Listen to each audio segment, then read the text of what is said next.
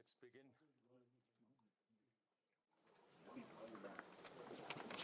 The Meet the Press.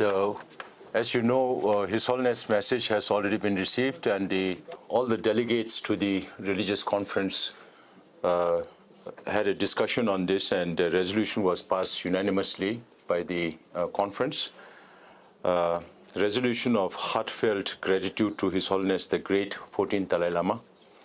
On September 24, 2011, during the 11th Tibetan Religious Conference, His Holiness the Dalai Lama, the savior and symbol of Tibetan Tibetans, Dharma King of the Three Realms, said, "As far as 1969, I made clear that concerned people should decide whether the Dalai Lama's reincarnation should continue in the future." His Holiness further expressed, "When I reach the age of Kendun Trup, I will consult the high lamas of the Tibetan Buddhist traditions, the Tibetan public and other concerned people who follow Tibetan Buddhism, and re-evaluate whether the Dalai Lama's reincarnation should continue or not. On that basis, we will take a decision." Consequently, various sections of people, including the participants of the 14th Tibetan Religious Conference, Special General Meeting, Special General Tibetan Conference, Tibetans both in and outside Tibet, Buddhist brothers and sisters from Himalayan region, Mongolia, China, and believers across the globe appealed, and earnest requests with single-minded devotion was appealed to His Holiness the Dalai Lama to continue the institution of the Dalai Lama for the benefit of all sentient beings in general and Buddhists in particular. In response to this overwhelming supplication, His Holiness has shown infinite compassion and finally agreed to accept our appeal on this special occasion of his 90th birthday. Hence, during the 15th Tibetan Religious Conference held in Dharamsala, the participants of the conference, led by eminent lamas of different religious traditions, representatives, and devotees, conveyed their heartfelt gratitude to His Holiness the Dalai Lama for his grandeur and kindness, and reached a consensus on the following important points. 1. The participants of the 15th Tibetan Religious Conference, led by esteemed religious heads and realized masters of different religious traditions, made the unanimous resolution to support His Holiness the Dalai Lama's precious words on this significant subject, and this statement shall be made public far and wide. Number 2, the core process of recognizing the reincarnation of His Holiness the Dalai Lama is as per the unique Tibetan Buddhist tradition.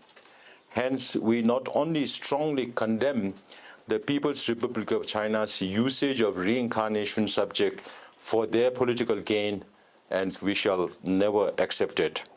Number 3, Tibetans both inside and outside Tibet made a pledge to maintain national unity of solidarity and continue to struggle for the just cause of Tibet in a bid to extend wholehearted cooperation to the fulfillment of His Holiness the Dalai Lama's noble wishes and aspirations. So these are the 3 points that we have unanimously resolved on in the religious conference. And today at this the event meet, we have Professor Samdong Rinpoche, who was a former Kalan Tripa and Speaker of the Tibetan Parliament. And Professor Rinpoche right now serves under His Holiness Dalai Lama in the Ganden Photang Institute here in Dharamsala. So any questions related to the content of His Holiness' message today, and any questions related to the private office of His Holiness the Dalai Lama will be answered by Professor Samdong Rinpoche. Anything to do with Kodyon celebration or anything to do with the religious conference on other matters, I will respond to questions if there are any. Hello, sir. This is Krishna from Reuters. My question is, the Dalai Lama, His Holiness the Dalai Lama said in 2011 that he will leave written instructions for the Ganden Photang Trust to identify his successor. Has he done anything like that? And could you tell us more about this trust, please? Who are the members? This is a very detailed question. Leaving instructions will necessary when there is a transition from one Dalai Lama to another Dalai Lama. His Holiness is in good health, and he promised to live a much long life. So therefore, it is only an indication.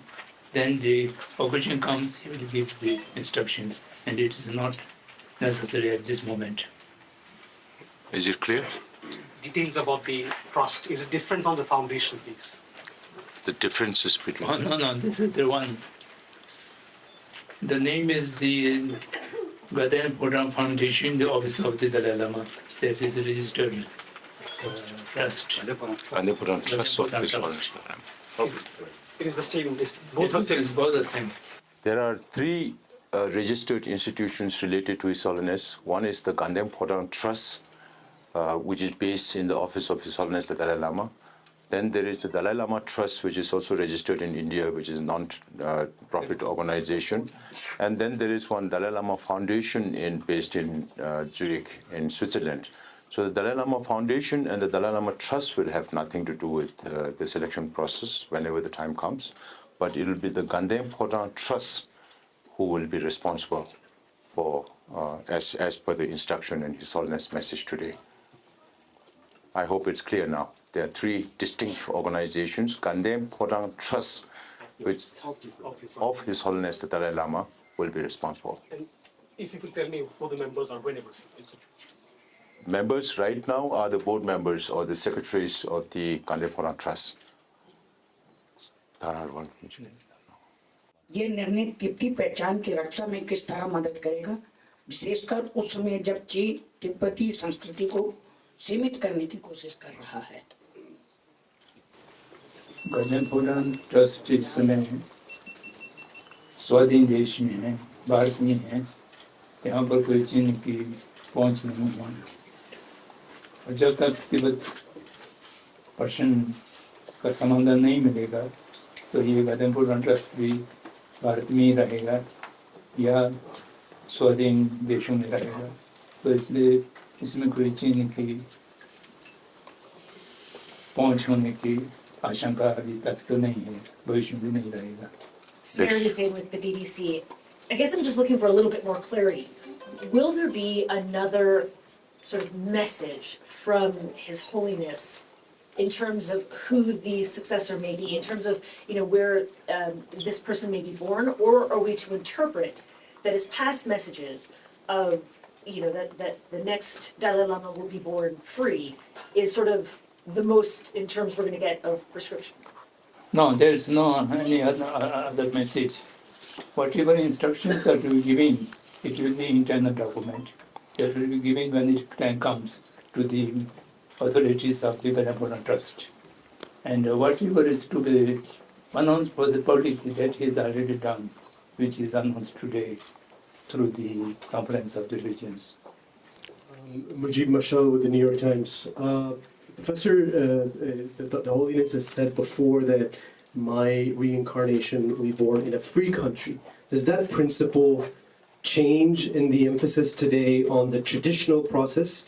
That is one thing. And the second, does that completely rule out the possibility where he has said it could be an adult that is selected in my lifetime, it doesn't necessarily need to be a man? Does that completely rule out those possibilities, the emphasis in today's statement on the traditional process? There's no contradiction between the traditional process and whatever they have said earlier. To born in a free country, there's of course the Tibet did not get freedom. When the time comes, His Holiness shall have to take reincarnation. And traditionally, any adult or any gender can be recognized. So there is no contradiction between tradition and what His Holiness have said in earlier occasions. Morning. This is Manish Kumar Jha. To Sikyong, this is a historic occasion. I understand we're talking about the next phase, the continuity of the institution of the Dalai Lama. But I would like you to comment on your struggle and your resolution for the Tibet. How the movement, is there a significant shift in your position for the Tibet, the fight against Chinese operation in Tibet? Would you like to comment on this occasion today and any shape and framework of furthering your movement in this regard? Thank you. The middle way policy is the set policy that was proposed by His Holiness the Dalai Lama, approved by the majority of the Tibetans at that time, way back in 1996, and then it was unanimously adopted by the Tibetan Parliament in exile. So this cannot be changed by one person just because I'm the Sikyong. I cannot change the position, or the Parliament by itself cannot change the position if we need to. There has to be a process of referendum if we have to change the policy of the Central Tibetan Administration in resolution in resolving the Sino-Tibet conflict. So there are a lot of questions being asked about what will happen during the interregnum if there is going to be a reincarnation in the future. That I have said many times that His Holiness, not even 1 year after coming into exile under very difficult circumstances, introduced democracy and had the foresight to prepare the Tibetans, to empower the Tibetan, ordinary Tibetans to take up the responsibility for the cause, because of which even an ordinary person like me could be in this position. And His Holiness, since 2001, after the election of Professor Samdung Rinpoche as the current Triba, has said he's semi-retired. And then 10 years after that, in 2011, His Holiness devolved all his political and administrative responsibilities. My predecessor took over as Sikyong for 10 years. This is my first time. We just finished our 4th year. So this trend will continue, the political system of governance and the struggle, the same democratic set will continue even in the interregnum, if that is one of the questions that you're also asking. And lately, there have been any interaction with the Chinese authority and Tibetan authorities? We have always said that there are some back channels which are not official. Back channels are not official. If we see a good prospect of resolution of the Sino-Tibet conflict, then it's possible that we will try harder. But right now, if you look at all the policies and programs that the Chinese government had laid down in Tibet, it's all aimed at destroying the identity of the Tibetan people in the belief that if there are no nationalities, then there are no nationality issues. So this is what Xi Jinping's government is doing, targeting Tibetan language, Tibetan religion, which are the basis of Tibetan identity. Tibetan language is one among the 15 oldest languages in this world. We have always said that we are proud of being a repository of one part of ancient Indian wisdom, rooted in the values of ahimsa and karuna, nonviolence and compassion. So there won't be any shift in the position till such a time that it warrants, and it will be done as per the charter of the Tibetans in exile. Sir, this is Raghavendra Rao from BBC News. Two quick things. Is it fair to say that as per Dalai Lama's message given today, now there is no possibility of him giving any indications about his reincarnation during his lifetime? And second, what does this mean? I mean, how should the Tibetan people should take this? I think you have not read the message properly. Today's message is his acceptance for the continuity of the Dalai Lama institution. In 1960s and 70s, he proposed that the Dalai Lama institution should be ended. Now, whether the Dalai Lama institution should continue or not, it is to be decided by the followers of the Dalai Lama, by the people. And for that, he has announced the declaration in 2011. And in response to the 2011, the whole Buddhist followers, now Buddhist followers, whosoever is interested in the Dalai Lama institution, they have asked the Dalai Lama to continue the institution of the Dalai Lama in future as well. So today's message is acceptance of that request. Now, yes, there will be Dalai Lama institution will continue, and after 14th Dalai Lama, there will be 15th Dalai Lama, there will be 16th Dalai Lama. This was the acceptance. And when it will come and how it will be recognized, these are entirely different questions. When the time comes, he will give instructions as mentioned in the earlier declaration. Hello, I'm Navodita Kumari from France 24. Do you anticipate an opportunity or any plans for His Holiness the Dalai Lama to visit Tibet in the near future? And how important it is for him to do? I think it's entirely dependent on Chinese government. Previous times, they expressed their interest in inviting His Holiness the Dalai Lama to China and Tibet, and His Holiness has at many occasions expressed his wish to visit China and Tibet if it's possible. But the Chinese government put this condition that if His Holiness comes to China or Tibet, he should stay back. And His Holiness' response is, if I get to go to Tibet and China, I will go, but I will not live there because there's no freedom there. And I think this is also connected with the reincarnation when His Holiness says that I will be born in a free world. So we still don't know whether this is possible or not.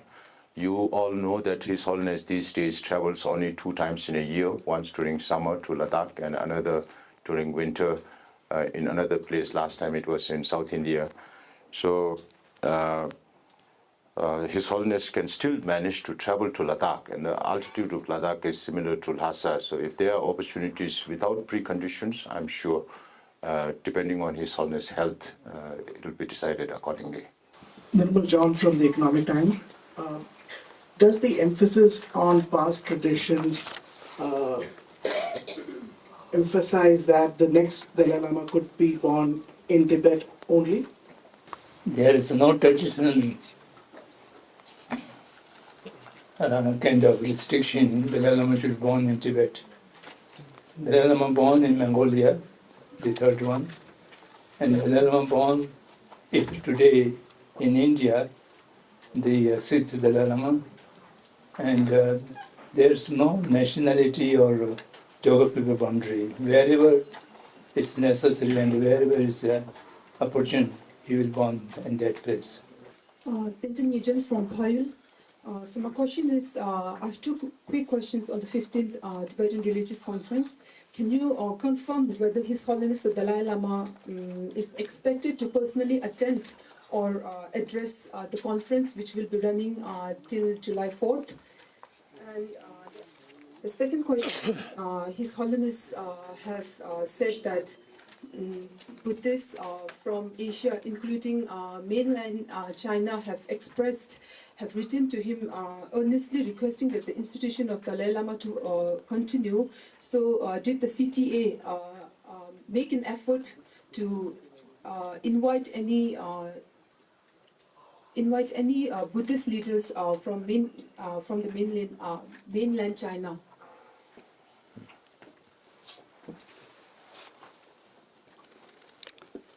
We can confirm that His Holiness will not personally attend the conference here that's being organized here. But the head lamas, all the head lamas of the different traditions and their representatives met with His Holiness briefly this morning. And there will be another occasion day after tomorrow on the 4th morning at 8 o'clock. All the head lamas of the different traditions and all the delegates to this conference will have an audience with His Holiness. We will read out the resolutions that will be passed tomorrow evening, and then day after tomorrow, His Holiness will also give another speech to the participants, and then after that, followed by that, each of the head lamas and their representatives will speak for 5 minutes each, which will be recorded, but this is out of bounds for the media. The second question, it's not possible to reach out to Chinese leaders. Of course, they reach out to His Holiness office and express their wish for His Holiness to continue with the Kandapona institution.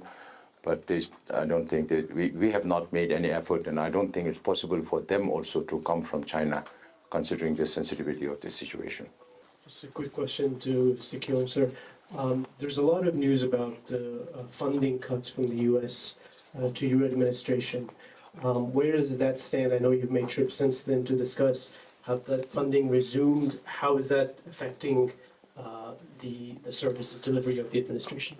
This is not connected to today's press conference, but however, since the question is asked, I will respond. I have said many times that we budget about $40 million in a year, and out of that, 14 comes from the United States. Another 10 million for projects inside Tibet on which we have no oversight. The USAID those days used to handle those. And out of the 14 million, 2 million, which is part of the PRM, Population, Refugees and Migration, directly administered by the State Department, has been the termination has been lifted several months ago.